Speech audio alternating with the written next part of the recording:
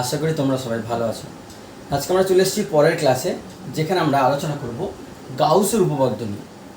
তো গাউসের উপপাদ্য শুরু করার আগে আমাদের জানতে হবে যে আমরা গাউসের উপপাদ্য কেন পড়ব, কেন স্টাডি করবো আমরা গাউসের উপপাদ্য।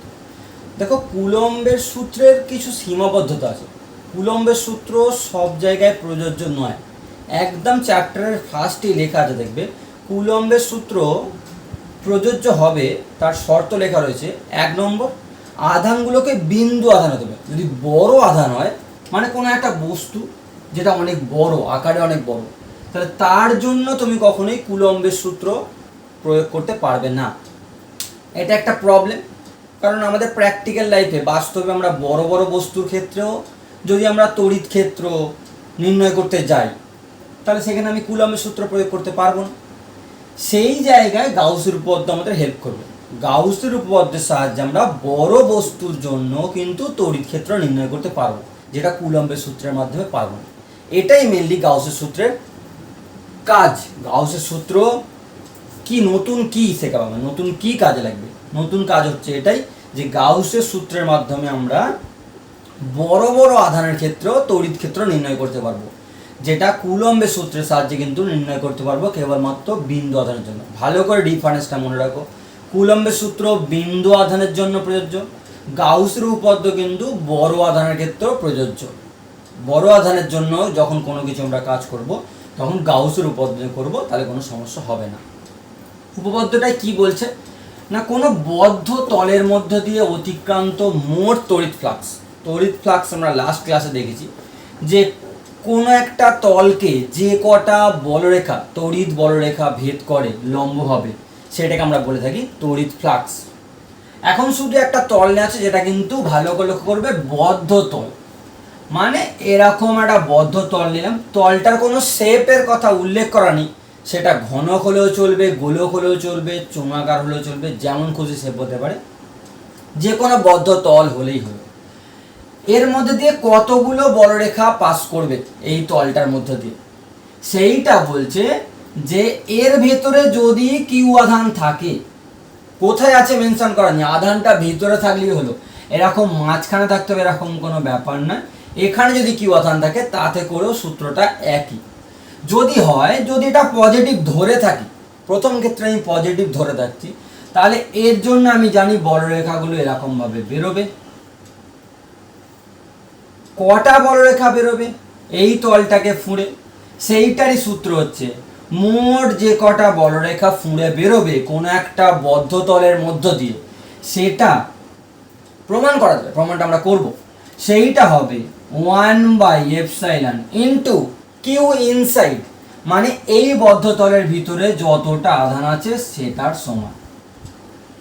তাহলে কোনো একটা বদ্ধ তলের মধ্যে দিয়ে অতিক্রান্ত মোট তড়িৎ ফ্লাক্স, সেটা ওই তলের অভ্যন্তরে মোট তড়িৎ আধানের 1/ε গুণ, যেখানে এপসাইলনটা কি, যেখানে এপসাইলন হলো মাধ্যমের তড়িৎ ভেদ্যতা, মাধ্যমের তড়িৎ ভেদ্যতা। হ্যাঁ, যদি এটা বায়ু মাধ্যম হয়ে থাকে তখন এটাকে এপসাইলন নট নেবে, আর কিছুই না। এখানে বলে রাখা ভালো, যদি এটা পজিটিভ চার্জ হয়ে থাকে, তাহলে তলটাকে ফুঁড়ে ফ্লাক্স বেরোচ্ছে, মানে বলরেখাগুলো বাইরে বেরোচ্ছে, তখন এই ফ্লাক্সকে আমরা বলে থাকি পজিটিভ ফ্লাক্স, যেটা লাস্ট ক্লাসে বলেছিলাম। আর যদি তলটা এরকম হয় যে কোনো শেপে, আর যদি আধানটা মাইনাস থাকে, তাহলে আমরা জানি ঋণাত্মক আধানের ক্ষেত্রে বলরেখা আধানের কাছে এগিয়ে যায়, মানে অন্তর্মুখী হয়। সেক্ষেত্রে আমরা বাইরে থেকে দাঁড়িয়ে দেখলে বলবো তলটার ভিতরে বলরেখা ঢুকছে, এইটার ক্ষেত্রে তলটা থেকে বলরেখা বেরোচ্ছে, এটাই ভিতরে ঢুকছে। এর ক্ষেত্রে ফ্লাক্স যেটা হবে সেটা হচ্ছে 1/ε ইন্টু কিউটা এখানে নিজে নেগেটিভ হবে, মানে এখানে ফ্লাক্সটা নেগেটিভ হবে। যেটা আমরা লাস্ট ক্লাসে বলেছিলাম যে ফ্লাক্স দু টাইপসের হয়, একটা ধনাত্মক ফ্লাক্স, একটা ঋণাত্মক ফ্লাক্স।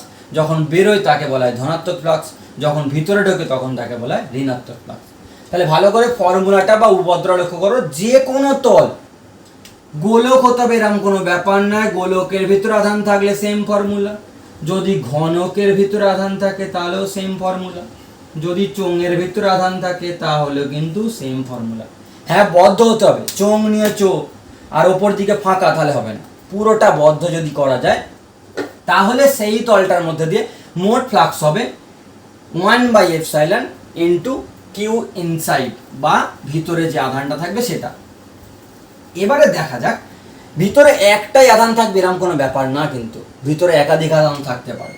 কোনো একটা বদ্ধতল, এখানে আধান আছে, এখানে Q1, এখানে Q2, এখানে Q3, তিনটে আধান আছে।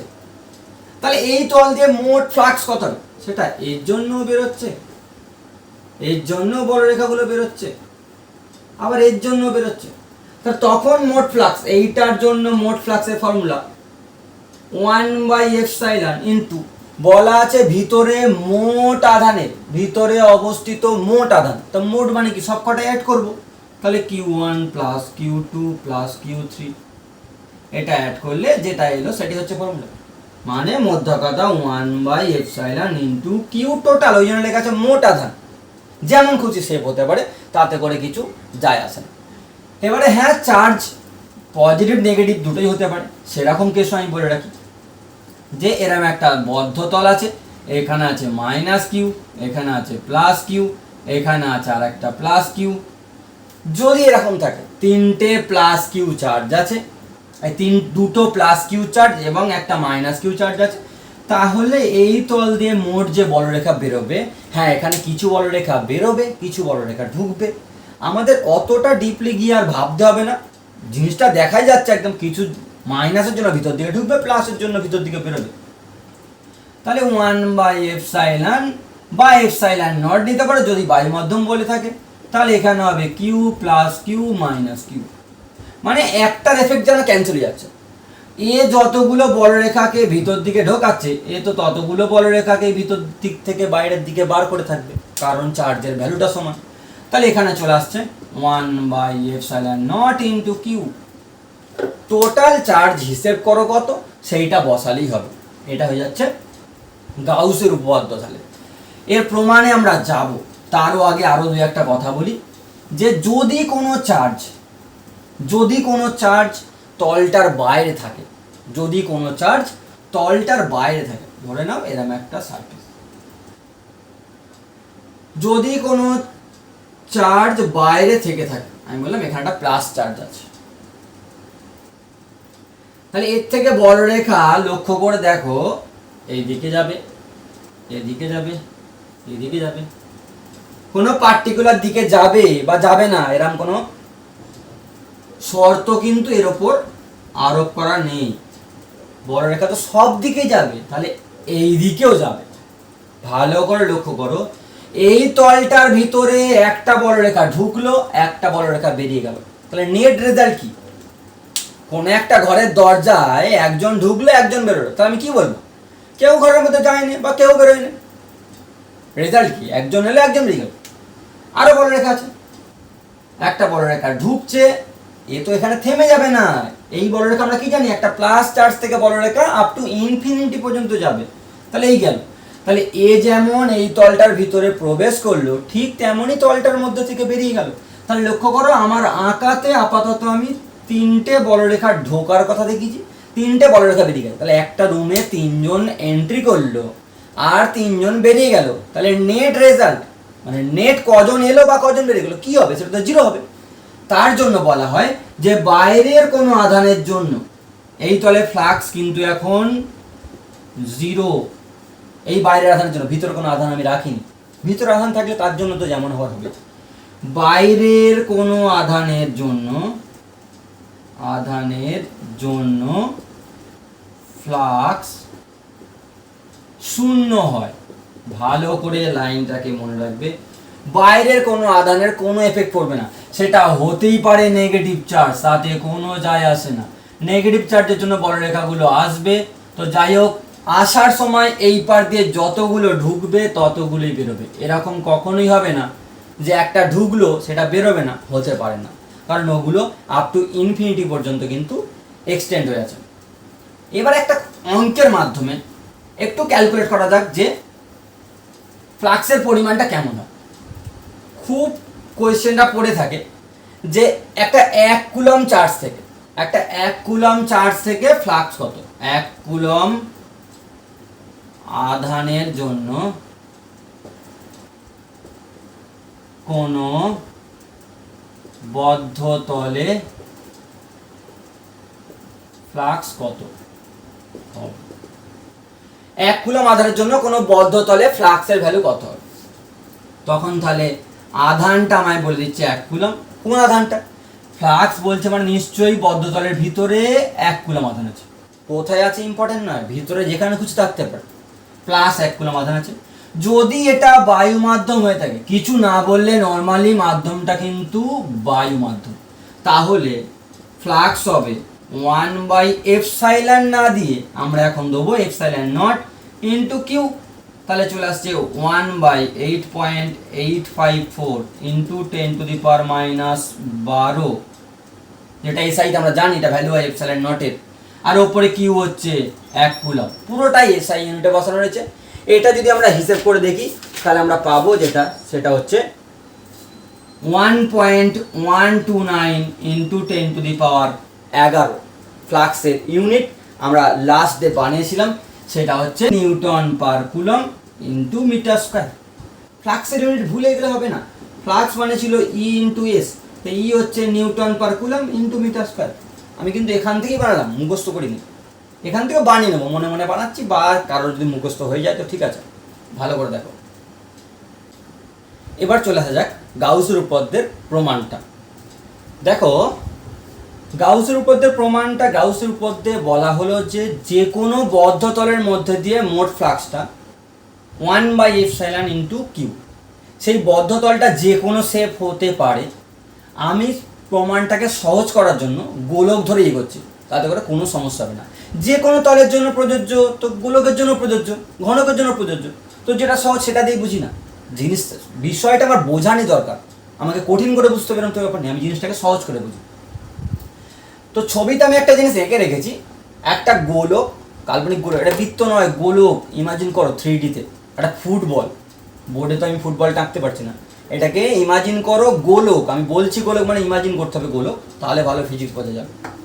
তাহলে একটি গোলক এঁকেছি যার কেন্দ্রে একটা ও বিন্দুতে একটা আধান রেখেছি যেটা কি অন্য কোনো জায়গাতে রাখলেও হবে, কঠিন হবে অঙ্কটা, আমরা সহজ করে করছি, আমি তার জন্য কেন্দ্রতেই রেখেছি। আর এর গায়েতে, গোলকটার গায়েতে মানে ফুটবলের গায়ে যেমন সাদা কালো কোয়া থাকে না, যে কোয়াগুলো জুড়ে ফুটবলটা তৈরি হয়েছে, সেরকম একটা ক্ষেত্র নিয়েছি যেটার ক্ষেত্রফল ডিএস, ছোট্ট ক্ষেত্রফল, একটা কালো কোয়া।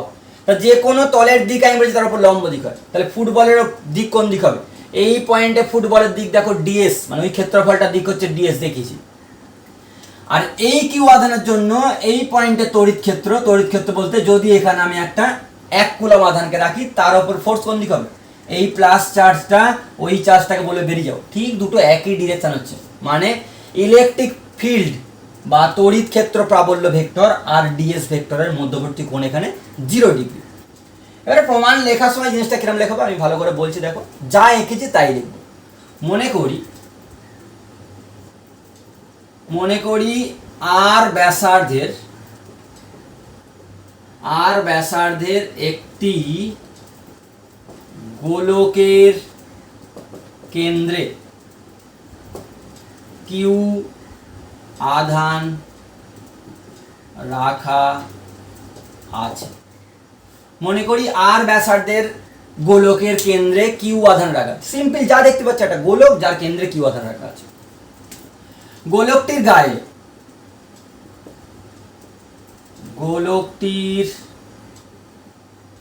গায়ে যেটা এই পয়েন্টে, গোলকটির গায়ে এটা পি পয়েন্ট তুমি নামকরণ করতে পারো, গায়ে পি বিন্দু লিখে রাখলাম। গোলকটির গায়ে ডিএস একটি ক্ষুদ্র ক্ষেত্র নেওয়া হলো, ডিএস একটি ক্ষুদ্র ক্ষেত্র নেওয়া হলো, যেটা আমি দেখেছি ডিরেকশনটা আমরা জানি লম্ব বরাবর, যে কোনো তলের দিক তার লম্ব দিক, এই টেবিলটার দিক ওপর দিক, এই বোর্ডের দিক সামনের দিকে। ডিএস একটি ক্ষুদ্র ক্ষেত্র নেওয়া হলো। এখন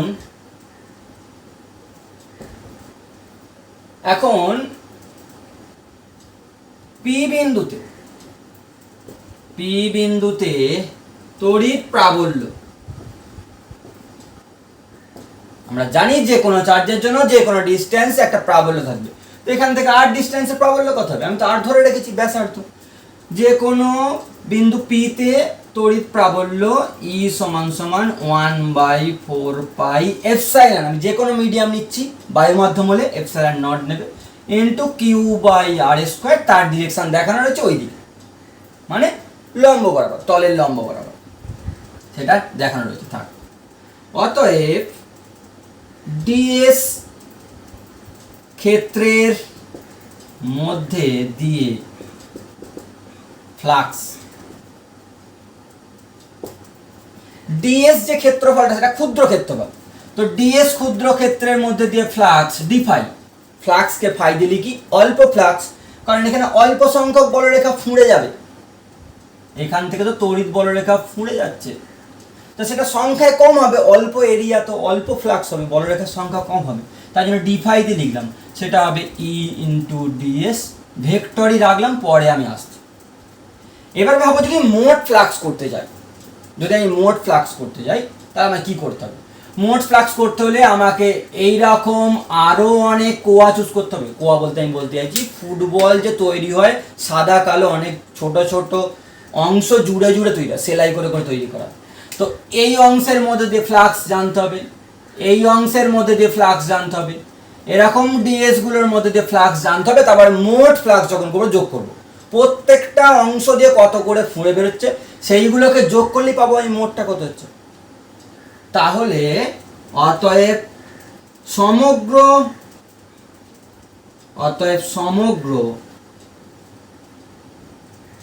গোলকটির বা বদ্ধতলে, এখানে গোলক মানে বদ্ধতল, সমগ্র গোলক বা বদ্ধতলের মধ্যে দিয়ে অতিক্রান্ত ফ্লাক্স, সেটা কি হবে না ফাই, সেটা কি করব ইন্টিগ্রেশন ডি ফাই, মানে ইন্টিগ্রেশন ই ডট এস, মানে ছোট ছোট জায়গার ফ্লাক্সগুলোকে যোগ করলে যেটা পাবো। আর এই যে ইন্টিগ্রেশনের মাঝখানে এরকম একটা গোল পাকিয়ে দিয়েছি, এটার মানে বোঝায় এই তলটা বদ্ধ, এরকম মান থাকা মানে এটা ওপেন ইন্টিগ্রেশন, আর এরকম মানে এটা বদ্ধ তলে ইন্টিগ্রেশন হচ্ছে। মানে যদি কোনো একটা তল এরকম হতো, এই দিকটা এরকম খোলা রয়েছে, তাহলে কিন্তু ইন্টিগ্রেশনের এরকম ক্লোজ ব্যাপারটা দিতাম না, এটা মানে বদ্ধ তলে একদম গাউসের উপপাদ্যে মেন পয়েন্টে দেখবে যেটা উপপাদ্যে মেন বলা আছে বক্তব্য বিবৃতিতে, সেখানে লেখাই রয়েছে বদ্ধ তলে এটা কিন্তু প্রযোজ্য, খোলা তলের না। বদ্ধ তল বোঝানোর জন্য এরকম জাস্ট একটা সার্কেল করে দেওয়া হয়েছে, সেটা বদ্ধ বোঝানোর জন্য। তাহলে ই ডট ডিএস করলে আমরা কিন্তু এই জিনিসটা পেয়ে যাব। তো এবারে ইন্টিগ্রেশন তাহলে করা যাক, জাস্ট 2 লাইনের ইন্টিগ্রেশন।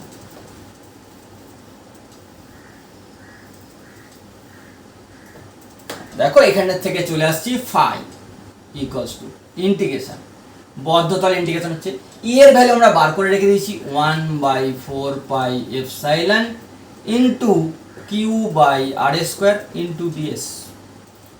দেখো এপসাইলন তো মাধ্যমের তড়িৎভেদ্যতা, সেটা তো আর পাল্টানোর জিনিস নয়, ধ্রুবক জিনিস। আর আমি গোলক নিয়ে কাজ করছি, তা গোলকের ব্যাসার্ধটা ধ্রুবক জিনিস, আধানটার পরিমাণ বাড়াচ্ছি না, তাহলে ওটা ধ্রুবক জিনিস, তাহলে এইগুলো সব ইন্টিগ্রেশন থেকে বেরিয়ে আসবে। 1/4 পাই ধ্রুবক, এপসাইলন ধ্রুবক, কিউ একটা ধ্রুবক, আর স্কোয়ার ধ্রুবক, তাহলে ইন্টিগ্রেশনে থাকবে কি ডিএস, ইন্টিগ্রেশনে থাকবে কি ডিএস। এখানে তার আগে একটা কথা বলি নাকি, এখানে আসার কথা ইন্টু একটা কস থিটা, এখানে একটা কস থিটা আসার কথা।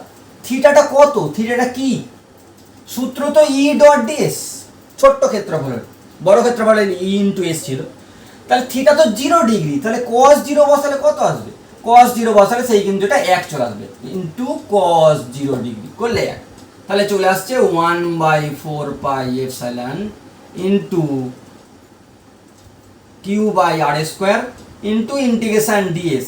এবারে ডিএস এর ইন্টিগ্রেশন করলে কি পাওয়া যাবে সেটা একটু ভাবলেই হবে। ডিএস কোনগুলো, ডিএস হচ্ছে ছোট ছোট সেই কোয়াগুলো যেগুলোকে জুড়ে তৈরি হয়েছে ফুটবলটা, ফুটবলের সেই সাদা কালো কোয়াগুলো যেগুলো জুড়ে জুড়ে গোটা ফুটবলটা তৈরি হয়েছে, তাহলে এরকম সবগুলো যদি জুড়ে দিই কি পাবো, আমি যদি পাশাপাশি জুড়তে থাকি ফুটবলটার আমি কি পাবো, বাইরের তলের ক্ষেত্রফলটা পাবো। ভালো করে ভাবো, এই পুরো সমগ্র তলের ক্ষেত্রফলটা পাবো ফুটবলটার মানে গোলকটার। তাহলে চলে আসছে কিউ বাই 4πε, নিচে একটা আর স্কোয়ার আছে, আর ইন্টিগ্রেশন ডিএস সমগ্র তলের ক্ষেত্রফল সেটা হয়ে যাচ্ছে 4πr²। কাটাকুটি করে দেখো, 4π কাটলো, আর স্কোয়ার কাটলো, তাহলে কি দাঁড়ালো 1/ε ইন্টু কিউ। এটাই হচ্ছে গাউসের উপপাদ্য, যেটা বিবৃতিতে বলা ছিল যে কোনো বদ্ধতল, আমি এখানে গোলক ধরে করেছি, যে কোনো তল ধরে প্রমাণ করা যাবে, কোনো বদ্ধতলের মধ্যে দিয়ে যে পরিমাণ ফ্লাক্স বা বলরেখা বেরোবে সেটা 1/ε ইন্টু ওই তলের ভিতরে মোট কত আধান আছে তার গুণফলের সমান হবে। এই সূত্রটা কিন্তু প্রমাণ পড়তে পারে, সূত্রের প্রমাণটা পড়তে পারে, কিছু কিছু জায়গায় তোমরা পাবে। এবারে বলে রাখি এইটা কিন্তু এসআইতে দেওয়া রয়েছে, এই যে গাউসের বক্তব্যটা এটা কিন্তু এসআই এককে দেওয়া রয়েছে। যদি সিজিএস এককে এটাকে ট্রান্সফার করতে হয় তাহলে খুব সিম্পল একটা ট্রিক্স আছে, সেটা অ্যাপ্লাই করলেই হবে, যেটা আগেও তোমরা অ্যাপ্লাই করেছো। তাহলে ফাইটাকে আমি একটু অন্যভাবে লিখছি, 1/k∈0 ইন্টু কিউ, নিশ্চয়ই লেখা যায় এপসাইলন মানে k∈0। তোমাদের মনে আছে কে হচ্ছে পরাবৈদ্যুতিক ধ্রুবক বা আপেক্ষিক তড়িৎভেদ্যতা। ওপরে আমি একটা জোর করে 4π গুণ করলাম, নিচে একটা জোর করে 4π গুণ করলাম, তার মানে চলে আসছে 4π/k ইন্টু কিউ, সামনে 1/4πε0। ভালো বলো, সূত্রটাকে আমি সিজিএস এ ট্রান্সফার করছি। সিজিএস আর এসআই এর ফারাক কোথায়, আমরা এই চ্যাপ্টারে কি পড়ছি যে 1/4πε0টা গুণ করলে এসআই আর না গুণ করলে সিজিএস। তাহলে আমি এখন জোর করে একটা 1/4πε0 এনেছি, এবার এটাকে বাদ দিয়ে দিলেই আমার যে জিনিসটা দাঁড়াচ্ছে সেটা হবে সিজিএস এর ফর্মুলা। তার মানে ফাইটা দাঁড়াচ্ছে, এটা বাদ দিলে 4π/k ইন্টু কিউ। হ্যাঁ, যদি বায়ু মাধ্যম হয় তাহলে তো আরও সহজ হবে, কেটাও বাদ চলে যাবে। এইটা হচ্ছে গাউসের সূত্র কোন পদ্ধতিতে, সেটা হচ্ছে সিজিএস। যদি কখনো পরীক্ষায় বাই চান্স পড়তে পারে তো তখন কিন্তু তোমায় লিখতে হবে, কি কোশ্চেন মতো শর্ট কোশ্চেন হয়তো বললো যে সিজিএস পদ্ধতিতে গাউসের সূত্রের গাণিতিক রূপটি লেখো, তাহলে তুমি এটা লিখতে হবে। আর যদি বলে এসআই পদ্ধতিতে গাউসের সূত্রের গাণিতিক রূপটি লেখো, তখন তুমি এটা লিখবে। দেখো জিনিসটা বোঝা গেল। এবার কতগুলো অঙ্কের মাধ্যমে এই যে গাউসের উপপাদ্য আমরা পড়লাম সেটাকে ক্লিয়ার করা যাক। প্রথম কোশ্চেন আমি দিয়েছি, একটি 10 সেন্টিমিটার বাহু বিশিষ্ট ঘনকের কেন্দ্রে কিউ কুলম আধান আছে, তাহলে ঘনকটার মধ্য দিয়ে অতিক্রান্ত মোট ফ্লাক্স নির্ণয় করো, তড়িৎ ফ্লাক্স নির্ণয় করো। তার সঙ্গে আরেকটা প্রশ্ন আছে, সেটা পরে আসছে, আমি মোট ফ্লাক্স নির্ণয় করো। তো যে কোনো বদ্ধ তলের মধ্যে দিয়ে মোট ফ্লাক্স, তার সূত্রই তো গাউস দিয়ে গেছে, আঁকাটা আঁকলে এরকম দেখতে হবে। যদি আমি ঘনক এইভাবে একটা এঁকে থাকি যার বাহুর দৈর্ঘ্য 10 সেন্টিমিটার, তাহলে এর কেন্দ্রে যদি কিউ আধান থাকে, তাহলে এর থেকে তো বলরেখা এই তল দিয়ে বেরোবে, এই তল দিয়ে বেরোবে, এই তল দিয়ে বেরোবে, এই তল দিয়ে বেরোবে, সবগুলো দিয়ে বেরোবে। কটা তল দিয়ে বেরোবে? ঘনকের যদি মাঝখানে আধান থাকে কটা তল দিয়ে বেরোবে? 6টা তল দিয়ে বেরোবে, কারণ ঘনকের তল আছে 6টা, আমরা জানি। তো যাই হোক, এখানে যদি কিউ আধান থাকে তাহলে মোট ফ্লাক্স যেটা হবে সেটা হচ্ছে ফাই টোটাল হচ্ছে 1/ε ইন্টু কিউ। ব্যাস, এটাই আনসার। বায়ু মাধ্যম বললে 1/ε0, অন্য কোনো মাধ্যম বলে এটা আমি কিছু বলিনি, তাই আপাতত এটা বললাম। তোমার এক্সামে কিন্তু এটার ভ্যালু দেবে, বলবে 2 কুলম, তাহলে এখানে 2 কুলম বসাবে। আর এখানে ε0 এর জায়গায় 8.854 × 10⁻⁻² বসাতে হবে। চলে আসা যাক 2 নম্বর কোশ্চেনে বা 2 নম্বর পার্টে। 1 নম্বর পার্টে এটা ছিল, এটাকে আমি 1 নম্বর কোশ্চেন বলি, এটাকে 2 নম্বর কোশ্চেন বলে থাকি। এই যে ফ্লাক্সটা সেইটা কিন্তু ঘনকটা 6টা তল দিয়ে বেরোচ্ছে, আর একদম সমান পরিমাণে বেরোবে, কারণ আধানটা পুরো কেন্দ্রে আছে। আধানটা যদি একটু ডান দিক চেপে থাকে তাহলে কিন্তু বেশি বলরেখা এখান দিয়ে বেরোবে, কম বলরেখা এখান দিয়ে বেরোবে। আধানটা পুরো মাঝখান দিয়ে থাকার কারণে এখানে কিন্তু বলরেখাটা 6টা তলের মধ্যে সুষমভাবে বণ্টিত হবে, মানে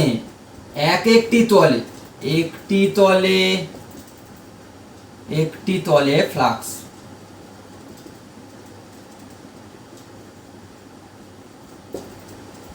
ফাই সমান হবে 1/6 ইন্টু ফাই টোটাল, মানে Q/6ε0।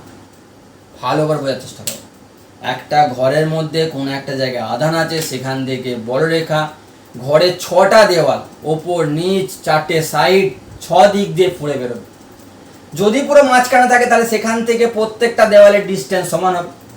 তাহলে প্রতিটা তলে বা প্রত্যেকটা দেওয়ালের মধ্যে দিয়ে বলরেখার সংখ্যাটাও সমান হওয়া উচিত। তার জন্য আমি কিন্তু 6 দিয়ে ভাগ করেছি।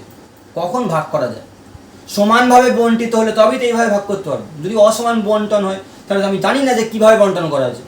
সমভাবে বণ্টিত হচ্ছে, তাই জন্য 6 দিয়ে ভাগ করলেই আনসারটা মিলছে। দেখো বোঝা গেল। পরের কোশ্চেন আসা যাক, যেটা এইচএসের জন্য খুব ইম্পর্টেন্ট কোশ্চেন। বলছে একটি 5 সেন্টিমিটার ব্যাসার্ধের গোলকের কেন্দ্রে 2 কুলম আধান রাখা আছে। তাহলে গোলকটার মধ্য দিয়ে অতিক্রান্ত মোট ফ্লাক্স কত হবে? আমি একটু এঁকেও বোঝাচ্ছি। একটা গোলক যার ব্যাসার্ধ 5 সেন্টিমিটার, এই কেন্দ্রে একটা প্লাস চার্জ, এখানে কোথাও মেনশন করা নেই প্লাস চার্জ, ধরে নাও এটা প্লাস চার্জই বলছি, কিছু চিহ্ন দিইনি, প্লাস 2 কুলম আধান আছে। তাহলে এর থেকে তো বলরেখা বেরোচ্ছে, তো সেইগুলো এই তলটাকে ফুঁড়ে যাচ্ছে। সেই ফ্লাক্সের পরিমাণটা বার করতে হচ্ছে যে কত সংখ্যক বলরেখা ফুঁড়ে যাচ্ছে। তো যে কোনো বদ্ধ তলের মধ্যে দিয়ে মোট ফ্লাক্সের ফর্মুলা আমাদের কাছে রয়েছে জানা। গাউসের উপপাদ্য বলা আছে ফাই সমান সমান 1/ε0 ইন্টু কিউ। কোনো মাধ্যম মেনশন করা না থাকলে, আগেও বলেছি, বায়ু মাধ্যম ধরে নেবে। তাহলে 1/8.854 ইন্টু 10⁻⁻12, আর ওপরে হচ্ছে আমার 2 কুলম। পুরোটা এসআই এককে বসানো রয়েছে। এইটা তোমরা ক্যালকুলেটরে যদি হিসেব করো তাহলে পাবে 2.258 into 10⁻11 newton per coulomb into metre square, যেটা ফাইয়ের একক। এটা তো গেল প্রথম পার্টটা। সেকেন্ড পার্টটা কি বলা হচ্ছে, যে গোলকটার ব্যাসার্ধ যদি দ্বিগুণ করা হয়। ভালো করে ভাবো, গোলকটার ব্যাসার্ধ যদি দ্বিগুণ করা হয়, আমি এই গোলকটাও রাখলাম, সঙ্গে আরো একটা গোলক আমি আঁকছি, আর বলরেখাগুলো থাক। বলরেখাগুলো যাচ্ছে কোথায়? বলরেখাগুলো যাচ্ছে কিন্তু অসীমে। এই সব বলরেখাগুলো অসীম পর্যন্ত যাচ্ছে। তাহলে এখন আমি একটা 10 সেন্টিমিটারের গোলক কল্পনা করছি। ভালো করে লক্ষ্য করে দেখো, এই আধানটা থেকে যে কটা বলরেখা বেরিয়েছে আমার আঁকাতে, 1 2 3 4 5 6 7 8, তা সেই 8টা বলরেখা এই ছোট গোলকটাকেও ভেদ করেছে, বড় গোলকটাকেও ভেদ করেছে। তুমি যদি আরেকটু বড় আঁকো তাকেও দেখো এই 8টাই ভেদ করবে, আরেকটু ছোট আঁকো তাকেও 8টা, আরেকটু ছোট আঁকো তাকেও কিন্তু 8টা বলরেখা ভেদ করবে। বলরেখার সংখ্যাটা কোনদিন পাল্টাবে না। কারণটা কি? ফ্লাক্সটা তো ব্যাসার্ধের উপর নির্ভর করে না, গোলকের আকারের উপর নির্ভর করে না। বলাই নেই কোথাও, বলা আছে বদ্ধ তল হলে যাবে। বদ্ধ তলটা বড় না ছোট কোথাও মেনশন করা আছে কি? নেই। আর তুমি ফর্মুলায় বোঝো না, ফর্মুলায় কি গোলকের ব্যাসার্ধ উল্লেখ করা আছে যে ব্যাসার্ধ বাড়লে কমবে বা বাড়লে বাড়বে? সেরকম তো কোনো কিছু নেই। তাহলে এখানে বুঝতেই পারছি, আঁকাতেও বোঝা যাচ্ছে, আর এখানে লিখে দেবো কোনো পরিবর্তন হবে না, কোনো পরিবর্তন হবে না, পরিবর্তন হবে না। ভালো করে মনে রাখবে। অনেকে কিন্তু লিখে দেবে যে দ্বিগুণ করা হয়েছে, গোলকটার ব্যাসার্ধ দ্বিগুণ করা হয়েছে, মানে 5 ছিল হয়তো 10 করা হয়েছে। তাহলে অনেকে লিখে দেবে যে ফ্লাক্সটাও দ্বিগুণ হয়েছে। মোটেও না, ফ্লাক্সটা ধ্রুবক থাকবে, কারণ ভিতরের আধানটা ধ্রুবক রয়েছে। আধানটা পাল্টালে তখন বলরেখার সংখ্যা পাল্টাবে। পরের আর একটা শর্ট কোশ্চেন দেখা যাক, খুব পড়ে থাকে কোশ্চেনটা। বলছে একটি গোলকের ভিতরে কিউ আধান বিশিষ্ট 3টি দ্বিমেরু রাখা হলো, তাহলে গোলকটার মধ্যে দিয়ে মোট ফ্লাক্স কত হবে? বলে রাখি যে কিউ আধান বিশিষ্ট দ্বিমেরু, যে কোনো দ্বিমেরুর আধান কিউ বলা মানে, অ্যাকচুয়ালি দ্বিমেরু তো দুটো আধান থাকে। এই যে কিউ বলছে মানে এই দিকটার আধান প্লাস কিউ হলে এই দিকটার আধান মাইনাস কিউ, মানে আধান দুটোর প্রত্যেকের মান কিউ। চিহ্ন তো তোমায় বসিয়ে নিতে হবে, একটা পজিটিভ একটা নেগেটিভ, তবেই তো দ্বিমেরু। তাহলে এরম দ্বিমেরু কটা রয়েছে? তিনটে রয়েছে। দ্বিমেরুর আধান কিউ মানে যে কোনো একটার আধান বলা হচ্ছে, দুটো আধান পরপর থাকে, পাশাপাশি বসে থাকে, একটার আধান কিউ। তাহলে তোমায় বলছে যে একটা গোলকের ভিতরে এরকম তিনটে দ্বিমেরু আছে। কিভাবে আছে জানার দরকার নেই, যেরাম খুশিভাবে রয়েছে, তিনটে রয়েছে, minus Q plus Q, minus Q plus Q, minus Q plus Q. গোলকটার সাইজ বলে না, যদিও সাইজটা কোনো ম্যাটার করে না, লাস্ট কোয়েশ্চেন আমরা তাই দেখলাম। তাহলে এখানে আমি যেটা পারবো সেটা ফাই সমান সমান 1/ε ইন্টু, আমরা জানি এটা কিউ টোটাল। গাউসের উপপাদ্য কি বলা হয়েছে, যে কোনো বদ্ধতলের মোট আধানটা আমি জানতে পারলেই বলে দেবো যে সেই তলের মধ্যে ফ্লাক্স কত। তো এখন মোট আধান কত, এখন মোট আধান তো দেখতে পাচ্ছি কিউ টোটাল যেটা পাবো, এই এক একটা দ্বিমেরুর আধান কত হয়, এক একটা দ্বিমেরুর আধানই তো 0 হয়, প্লাস কিউ মাইনাস কিউ। তো এরকম তো প্রত্যেকটাই minus Q plus Q, minus Q plus q করলে টোটাল চার্জটা 0। তিনটে কেন, অঙ্কটা যদি 4টে 5টা 6টা 7টা 8টা যত খুশিতে বলতে পারে, উত্তর একটাই হবে, টোটাল চার্জ 0। কারণ একটা দ্বিমেরুর মোট আধান 0, তার দুটো দ্বিমেরুরও মোট আধান 0 হবে, তো তিনটেরও 0 হবে, 8টা বললে 8টারও 0 হবে। তাহলে আনসার চলে আসবে 1/ε0 ইন্টু 0, তাহলে 0। তার মানেটা কি, যে যতগুলো বলরেখা ভিতরে ঢুকছে ততগুলো বলরেখাই কিন্তু বের হচ্ছে, তাই নেট রেজাল্ট 0। মাইনাস চার্জগুলোর জন্য বলরেখা যদি দুটো বা তিনটে প্রবেশ করে থাকে, কথার কথা বলছি, তাহলে ঠিক তিনটে বলরেখা প্লাস চার্জগুলোর জন্য বের হচ্ছে, তাই নেট রেজাল্ট 0। যতজন বেরোলো ততজনই ঘরের মধ্যে প্রবেশ করলো, তাহলে কি বলবো, ঘরের মধ্যে যে কজন ছিল সে কজনই আছে, এটাই হচ্ছে কথা।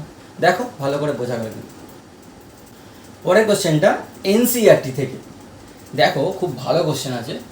বলছে পরিমাপ করে দেখা গেল কোনো একটা বাক্সের মধ্যে দিয়ে যে মোট ফ্লাক্স বেরোচ্ছে সেটা হচ্ছে 8 × 10⁻³ newton per coulomb into metre square, যেটা একক হয় সেটা। তো তাহলে বলতে হবে যে বাক্সের ভিতরে মোট আধান কত। তো চলে আসা যাক প্রথম কোশ্চেন। আমরা জানি ফ্লাক্সের ফর্মুলা হচ্ছে Q/ε। যদি বায়ু মাধ্যম হয়ে থাকে তাহলে আমার এখানে ε0 দিতে হবে, আর যদি অন্য কোনো মাধ্যম হয় তাহলে সেই মাধ্যমের তড়িৎ ভেদ্যতা নিতে হবে। এইটা কি, কোনো একটা বদ্ধ তলের ভিতরে মোট আধান, আর এটা হচ্ছে মোট সেই তলের মধ্যে ফ্লাক্স। বহির্মুখী ফ্লাক্স দেখে আমি এটুকু বলতে পারি যে ওর মধ্যে পজিটিভ চার্জ আছে বা পজিটিভ চার্জ বেশি আছে, নেগেটিভটাকে ক্যান্সেল করে দিয়ে পজিটিভ জিতেছে, সেটা হতে পারে। তাহলে এখান থেকে কিউ হয়ে যাবে ফাই ইন্টু ε0। ফাই এর ভ্যালু বলেছে 8 × 10⁻³ এসআইতে রয়েছে ইন্টু 8.854 ইন্টু 10⁻⁻12। এটা গুণ করলে কি আসবে, আধান, আধানের একক কি হবে, কুলম। এটা তোমরা ক্যালকুলেটারে চালিয়ে দেখবে, এখান থেকে আধান বেরোবে ঠিক প্রায় 0.07 ইন্টু 10⁻⁻6 কুলম বা 0.07 মাইক্রোকুলম। এটা হচ্ছে প্রথম পার্ট। যে আগের যে কটা অঙ্ক করলাম সেখানে দেখবে আধান বলে দেওয়া ছিল, ফ্লাক্স বার করতে বলছিল, এখন ফ্লাক্স বলে দিয়েছে, আধান বার করতে হবে। এবারে হ্যাঁ, পজিটিভ চার্জ না নেগেটিভ চার্জ সেটা তুমি বহির্মুখী ফ্লাক্স না অন্তর্মুখী ফ্লাক্স দেখে বলে দিতে পারবে, যেখানে পজিটিভ চার্জের প্রভাব বেশি আছে। 2 নম্বর পার্টটাতে ভালো করে লক্ষ্য করো। যদি কোনো তলের মধ্যে ফ্লাক্স 0 হয় তাহলে আমরা কি কনক্লুড করব, বেশিরভাগ সবাই এই ফর্মুলা থেকে যেটা কনক্লুশন টানবে যে ε0 তো তড়িৎ ভেদ্যতা, এটা তো কখনো শূন্য না, এর মান রয়েছে, তাহলে এটা শূন্য হচ্ছে মানে কি, কিউ সমান সমান ε0 ইন্টু ফাই। তাহলে যদি ফাই 0 হয়, ফ্লাক্স 0 বলা হয়েছে, যদি ফ্লাক্সটা শূন্য হয়ে থাকে কোনো তলের মধ্যে দিয়ে, তাহলে কি আমরা বলতে পারি ওখানে চার্জ নেই? তো হ্যাঁ, সেটা তো বলতেই পারি চার্জ নেই, কিন্তু শুধু চার্জ নেই এটা যদি কনক্লুড করে দিই তাহলে ভুল হয় বাবা। কেন বলছি, ε0 ইন্টু 0 করলে 0, হ্যাঁ চার্জ না থাকলে ফ্লাক্স হবে না, সেটাই তো স্বাভাবিক। কোনো চার্জ নেই তাহলে কোনো বলরেখায় বেরোচ্ছে না, কিন্তু আমি কনফার্ম নয় যে শিওর যে চার্জ নেই, ফ্লাক্স 0 সেটা অন্য কারণে হতে পারে, ভালো করে বোঝার চেষ্টা করো। এক চার্জ নেই, দুটো পসিবিলিটি, ফ্লাক্স শূন্য হওয়ার সম্ভাবনা দুটো। 1 নম্বর মানে ফাই শূন্য হতে পারে, ভালো করে বোঝো, ফাই শূন্য হতে পারে দুটো কারণ। 1 নম্বর কোনো আধান নেই, আধান কোনো নেই, আর 2 নম্বর আধান আছে কিন্তু দুটো আধান থাকার কারণে দুটো আধান মিলে 0 করে দিয়েছে, মানে একটা পজিটিভ একটা নেগেটিভ। এখানে 1 কুলম্ব পজিটিভ চার্জ আছে, ঠিক এর ভিতরে আর একটা -1 কুলম্ব চার্জ আছে, তাহলে যতগুলো বড়রেখা বাইরে বেরোবে ঠিক ততগুলো বড়রেখায় কিন্তু ভিতরে প্রবেশ করবে, তাতে করে নেট রেজাল্ট 0। তাহলে এখানে যে কোশ্চেনটা আছে যে ফ্লাক্স শূন্য হওয়া মানেই কি আমরা বলে দেবো ওর মধ্যে কোনো আধান নেই? না, দুটো পসিবিলিটি সেটা পুরো উল্লেখ করে দেবে, যে আধান নেই সেটাও হতে পারে, অথবা এরকমও হতে পারে যে আধানগুলো রয়েছে তার মধ্যে পজিটিভ আধান যতটা রয়েছে নেগেটিভ আধান ততটা রয়েছে, তাতে করে দুটো সম্ভাবনা রয়েছে। কোনো মানে আমরা পার্সিয়ালিটি করতে পারবো না যে হ্যাঁ একদম শিওর আধান নেই, এটাও বলতে পারবো না। আবার আধান থাকতেও পারে যে কিছুটা পজিটিভ কিছুটা নেগেটিভ, যাতে করে সেই আধান না থাকার মতো কাজ করছে। আধান না থাকলে ফ্লাক্স শূন্য হয়, আধান থেকেও পজিটিভ আধানের জন্য যতগুলো বেরোচ্ছে নেগেটিভ আধানের জন্য ততগুলোই ঢুকছে, তাতে করে আমার নেট রেজাল্ট 0 হচ্ছে, সেটা হতে পারে। ভালো করে দেখো বুঝতে পারলে কিনা। পরের কোশ্চেনটা খুব ইন্টারেস্টিং কোশ্চেন, একটু ভালো করে বোঝার চেষ্টা করবে, জয়েন্ট লেভেলের কোশ্চেন আছে। এই কোশ্চেন নর্মালি এইচএসে পড়বে না, তাও সবাইকে বলছি ধৈর্য ধরে দেখো, নিশ্চয়ই বুঝতে পারবে। কোশ্চেন কি বলছে, একটি ঘনককে চিত্রের ন্যায় একটি তড়িৎ ক্ষেত্রে রাখা হলো। ঠিক ছবিতে যেমন একটা তড়িৎ ক্ষেত্র দেখিয়েছি, তড়িৎ ক্ষেত্রটা হচ্ছে আই ক্যাপ বরাবর, মানে এক্স অক্ষ বরাবর আছে। একটু 3D ব্যাপার ভালো করে ভাবো। ঘনকটাকে রেখেছি এমনভাবে ঘনকের এই কোণটা রয়েছে অরিজিনে, আর বাকিগুলো লক্ষ্য করো এই দিকটা এক্স অক্ষ, ওই দিকটা ওয়াই অক্ষ, এই দিকটা জেড অক্ষ রয়েছে, এভাবে রাখা রয়েছে।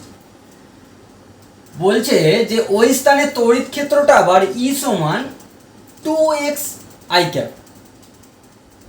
তড়িৎ ক্ষেত্র 2x মানে কি? তড়িৎ ক্ষেত্র এতদিন তো পড়েছি 10 নিউটন পার কুলম্ব, 5 নিউটন পার কুলম্ব, এখন বলছে 2x, তো x তো পাল্টাতে পারে। তার মানে এটা x এর ওপর নির্ভরশীল, মানে যখন তুমি তড়িৎ ক্ষেত্র অরিজিনে মাপবে, মানে x = 0 বিন্দুতে মাপবে, তখন তড়িৎ ক্ষেত্র 0, তড়িৎ ক্ষেত্র পরিবর্তনশীল হয়ে যাচ্ছে, মানে এটা নন ইউনিফর্ম ইলেকট্রিক ফিল্ড, মানে অসম তড়িৎ ক্ষেত্র। যখন x এর মান 1, মানে x সমান 1 বিন্দুতে, মানে এর থেকে খানিকটা দূরের বিন্দুতে, তখন হবে 2 × 1 নিউটন পার কুলম্ব। x সমান 3 হলে তখন 2 × 3 নিউটন পার কুলম্ব। এইভাবে কিন্তু মানগুলো চেঞ্জ হচ্ছে, মানে এটা ভ্যারিয়েবল।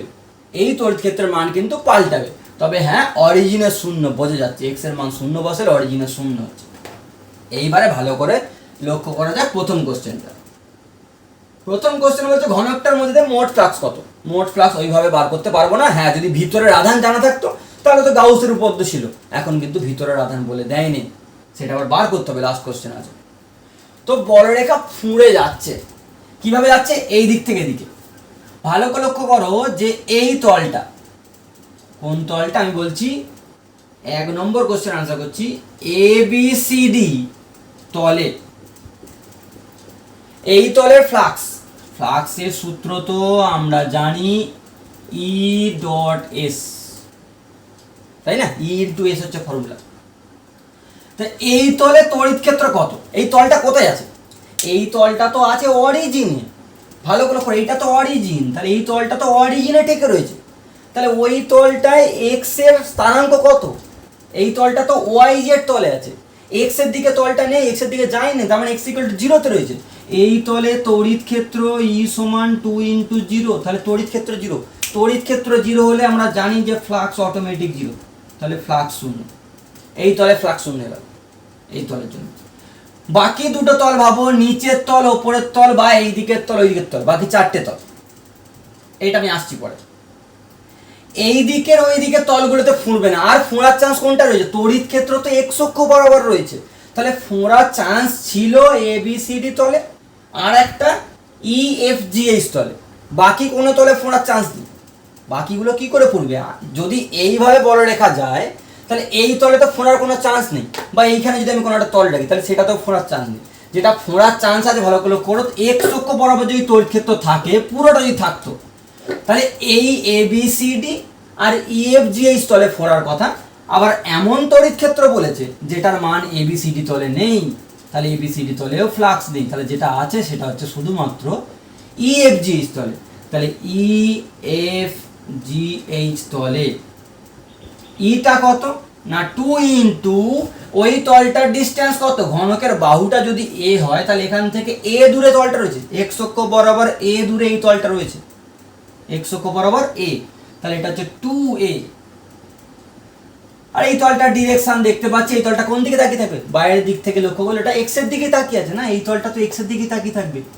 আর তড়িৎ ক্ষেত্র তো ওই দিকে তাকিয়ে রয়েছে, মানে এর মধ্যবর্তী কোণ 0 ডিগ্রি, তাহলে ওই তলে ফ্লাক্স হবে E into S into cos 0 degree, E এর মান হচ্ছে 2 ইন্টু এ, আর এস এর ভ্যালু হচ্ছে বাহু স্কোয়ার, ক্ষেত্রফল কত হবে এ স্কোয়ার, করলে চলে আসছে 2a কিউব, এটা হয়ে যাচ্ছে 2a কিউব, এটা হচ্ছে ফ্লাক্স কোন তলে, এই তলটায়।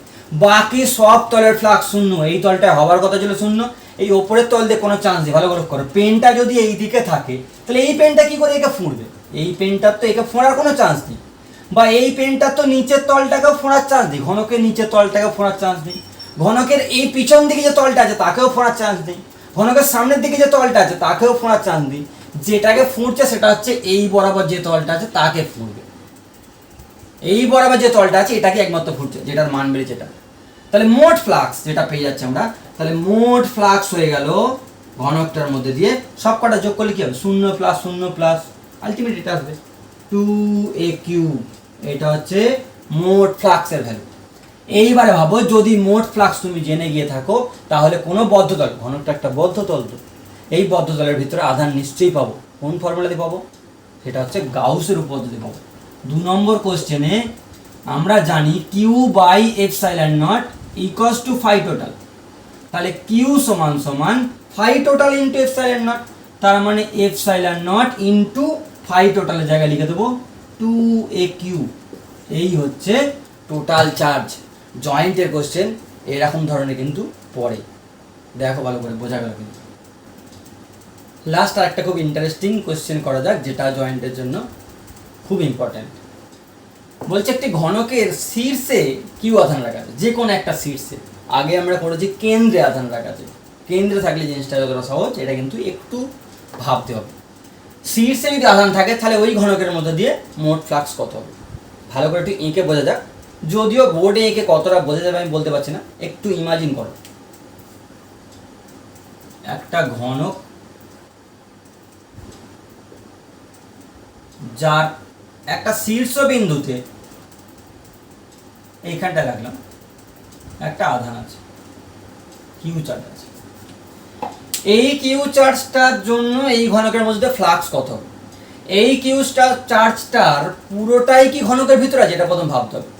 এই কিউ চার্জটার কিন্তু পুরোটা ঘনকের ভিতরে নেই, এটা তোমরা কেমিস্ট্রিতেও পড়বে পরে। এই কিউ চার্জটার 1/8 অংশ এই ঘনকটার মধ্যে রয়েছে। কি করে বলছি, একটু আমি আঁকার চেষ্টা করছি, বোঝার চেষ্টা করছি। এই কিউ চার্জটার 1/8 অংশ ভিতরে রয়েছে, এই কিউ চার্জটাকে আগে ঢাকা দিতে যায়, তাহলে কি করতে হবে, এইখানে একটা ঘনক আনলাম, এখনো ঢাকা পড়ে না, তবে এই দিকে তলার দিকটা একটু ঢাকা পড়েছে, এখানে আর একটা ঘনক আনলাম, এখানে আর একটা ঘনক আনলাম, মোট তাহলে 4খানা ঘনক এনেছি, সবে নিচের দিকটা ঢাকা পড়েছে। এইরকম ঘনক আরো যদি আমি ওপরে নিয়ে চলে আসি তাহলে কিন্তু পুরোটা ঢাকা পড়ে যাবে। মানে কটা ঘনক লাগছে ভালো করে ভাবো, 8টা ঘনক দিলে তবে সেটা পুরো মাঝখানে পড়ছে, তার মানে ওই 8টা ঘনক এই চার্জটাকে ভাগ করে নিচ্ছে, ওই 8টা ঘনকের মধ্যে এই চার্জটা ভাগ হয়ে যাবে তখন। তার মানে ওইগুলো যদি না ভাবে, আমি যদি সিঙ্গেল ঘনকের কথা ভাবি, তার মানে ঘনকটির মধ্যে দিয়ে কত আধান রয়েছে, ঘনকটার মধ্যে কত অংশ ভিতরে আছে, কারণ গাউসের উপপাদ্য প্রয়োগ করব, আমার জানতে হবে কতটা আধান ভিতরে রয়েছে। ভালো করে এটা থেকে বোঝার চেষ্টা করো, ঘনকটাকে ঢাকা দিতে গেলে কিন্তু টোটাল 8খানা যেটা ছিল তার সঙ্গে আরো 7খানা চারিদিকে আনতে হবে, তাহলে পুরো আধানটাকে পুরো মাঝখানে ফেলতে পারবো। মাঝখানে রয়েছে মানে এবার আমি ভাবতে পারি সমান ভাগে ভাগ হয়ে রয়েছে, সেটা কত করে হবে, তাহলে একটা আধান যদি 8টা ঘনকের মধ্যে ভাগ হয়ে থাকে তাহলে সেটা কিউ/8 করে হচ্ছে, তাহলে ওই ঘনকটার মধ্যে আধান কত পেলাম, কিউ/8। আমি তাহলে এখন অন্যভাবে আঁকছি, এইখানে যে অংশটা আছে, বাকি অংশটা আঁকলাম না, বাইরে আছে, এখানে যে অংশটা আছে ভিতর দিকে সেটা হচ্ছে কিউ/8, তাহলে একটা ঘনকের একটা বদ্ধ তলের ভিতরে যদি মোট আধান Q/8 হয়ে থাকে, তাহলে আমরা জানি ফ্লাক্স হবে 1/ε0 ইন্টু Q/8। তাহলে এই ঘনকটার সঙ্গে জড়িত ফ্লাক্স হয়ে যাচ্ছে Q/8ε0।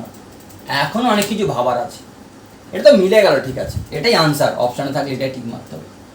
এই বলরেখাটা কোথা থেকে কোথাতে বেরোচ্ছে যদি ভালো করে ভাবা যায়, এই বলরেখাটা এইভাবে বেরোচ্ছে। এখানে অতটা ভালো করে ভাবা যাচ্ছে না বা বোঝা যাচ্ছে না, সেটার জন্য তোমরা বাড়িতে যেটা করতে পারো, এরকম আমার কাছে আপাতত এই ধরনের একটা ঝাড়ু রয়েছে, তো এই ঝাড়ুটার কথা একটু কল্পনা করো। এই ঝাড়ুটাকে যদি আমি এখন, আমার কাছে কোনো ঘনক নেই, আমি আপাতত এই কোণ থেকে তোমায় কনসিডার করতে বলছি, এই কোণটাকে যদি তুমি একটা ঘনকের কোণ বলে থাকো, তাহলে লক্ষ্য করো এখান থেকে যে বলরেখাগুলো বেরোচ্ছে সেগুলো কোন তলে ফুঁড়বে আর কোন তলটায় ফুঁড়বে না, মানে ফ্লাক্স কিন্তু এইটাতে সব তলে হবে না, ফ্লাক্স এটায় সব তলে হবে না। এখান থেকে ফ্লাক্স মানে বলরেখা আসে, দেখো এসে এই যে টেবিল তাকে কিন্তু ফুঁড়ছে। এখান থেকে বলরেখাটাকে লম্বা করলে, কারণ এই বলরেখাগুলো তো ছোট রয়েছে, এইগুলো তো বড়, এগুলো তো অসীম পর্যন্ত বিস্তৃত, তাহলে এটা কিন্তু এসে এই তলটায় ফুঁড়বে, মানে ঘনকের এই দেওয়ালটায় ফুঁড়বে। এখান থেকে এসে ঘনকের এই পারে যে তলটা থাকবে তাকেও ফুঁড়বে। ফুঁড়বে না কাকে, ভালো করে লক্ষ্য করো, এইগুলো কিন্তু কখনোই এইটাকে ফুঁড়বে না, মানে এই বোর্ডটাকে ফুঁড়বে না, মানে আধানটা যেখানে ঠেকে রয়েছে এই বলরেখাগুলো কোনোদিনই এই দেওয়ালটায় ফুঁড়বে না, এই পারের দেওয়ালে ফোড়া যাবে না, ওপরের দেওয়ালটায় ফুঁড়বে না, এই পাশের দেওয়ালটায় ফুঁড়বে না, মানে তিনটে দেওয়ালে বলরেখা ভেদ করবে না, আর তিনটে দেওয়ালে বলরেখা ভেদ করবে। আমি সেটা আরেকবার এঁকে দেখাই। তাহলে আধানটার 1/8 রয়েছে ঘনকটার মধ্যে। এখানে যদি আধান থাকে এই তলে আর ওই পিছনের তলটায় কোনো বলরেখা ফুঁড়বে না। ফুঁড়বে কাকে কাকে, এখান থেকে এই তলে ফুঁড়বে, এখান থেকে এই তলে ফুঁড়বে, আর এখান থেকে সামনের তলটায় ফুঁড়বে। একটু ইমাজিন করো, তাহলেই হবে। তিনটে তল বাদ যাবে, তিনটে তল দিয়ে ফুঁড়বে। তাহলে যদি বলে একটা তল দিয়ে, মানে যে তল তিনটে দিয়ে ফুঁড়ছে তার মধ্যে যে কোনো একটা তলে ফ্লাক্স কত, তখন কিন্তু হবে একটি তলে ফ্লাক্স, যেগুলো ফুঁড়ছে সবকটা নয়, কিন্তু আধানটার সঙ্গে যে তলগুলো লেগে আছে সেইগুলো কিন্তু ফ্লাক্স হবে না, বলরেখা কোনোদিন যেতে হবে না। ভালো করে ঘরের কোণগুলোকে ইমাজিন করো, ঘরের কোণে একটা ঝাঁটা আছে মনে করো, যে ঘরে বসে এই মুহূর্তে আছো সেই ঘরের কোণে একটা ঝাঁটা আছে মনে করো, সেই ঝাঁটার যে কাঠিগুলো কোণ থেকে বেরোচ্ছে সেইগুলো কোন কোন তলে ফুঁড়তে পারে আর কোন কোন তলে ফুঁড়তে পারে না, ভাবলেই হয়ে যাবে। দেখো তিনটে তলে ফুঁড়বে না, যে দেওয়াল তিনটে ওই আধানটার সঙ্গে জুড়ে রয়েছে, মানে একদম সিলিংটা আর দুটো সাইডের দেওয়াল, ওই দুটোতে কোনোদিন ওইখান থেকে ঝাঁটা কাঠিগুলো কখনোই ভেদ করবে না। তাহলে যে কোনো একটি তলে ফ্লাক্স, যে কোনো একটি বলতে যে তিনটে ফুঁড়ছে সেই তিনটের মধ্যে বলছে, তিনটির